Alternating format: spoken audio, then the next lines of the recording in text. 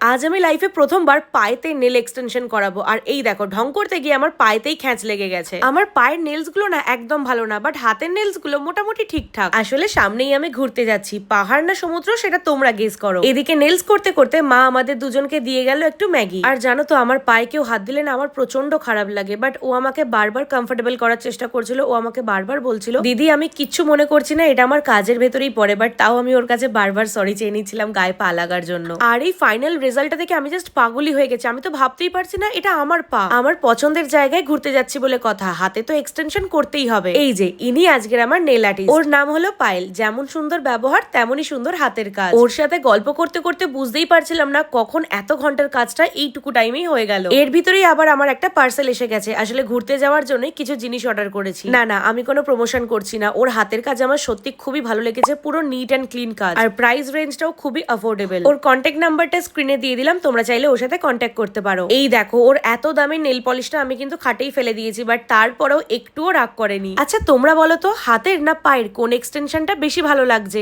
Tata.